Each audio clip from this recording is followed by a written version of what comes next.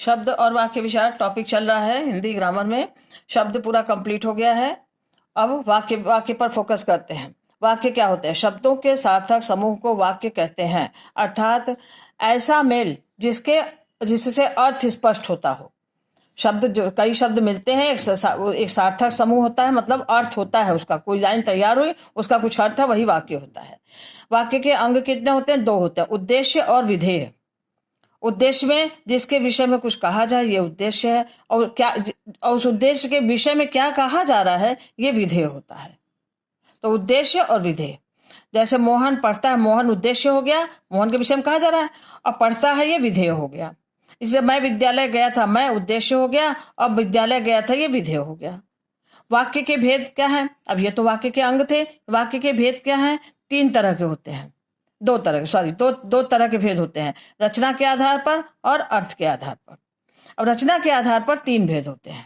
इसके 3 भेद होते हैं, सरल वाक्य, संयुक्त वाक्य और मिश्र वाक्य। सरल वाक्य में क्या होता है?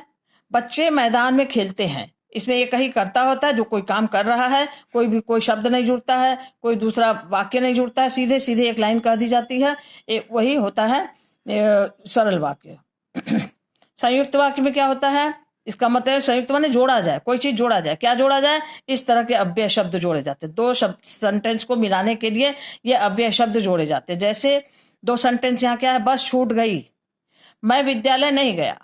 तो बस छूटने के कारण विद्यालय, तो इसलिए यहाँ पे इसलिए हो गया। दोनों लाइन को जोड़ने का काम इसलिए कर रहा है, यह अव्यय शब्द है। बस छूट गई इसलिए मैं विद्यालय नहीं गया। तो बस का छूटना, विद्यालय का न जाना, ये दोनों सेंटेंस को जोड़ने के लिए इसलिए शब्द लगा है। उसी तरह से मिश्र वाक्य अब क्या होता है? एक वाक्य पर दूसरा उपवाक्य आश्रित होता है। एक वाक्य होता है, इसका दूसरा वाक्य होता है, ये उपवाक्य है दूसरा वाला, ये पहले पर आश्रित होता है। जैसे जो कठोर परिश्रम करते हैं वे ही सफल होते हैं। अब वे ही सफल होते कौन? जो परिश्रम करते हैं। इनके सफल होना जो है इस पर निर्भर करता है, जो परिश्रम करते हैं वे ही सफल होते हैं। ये लाइन जो है, उपवाक्य जो है, ये इस मुख्य वाक्य पर आश्रित है। यही है मिश्र वाक्य। ये 3 तरह के वाक्य होते हैं।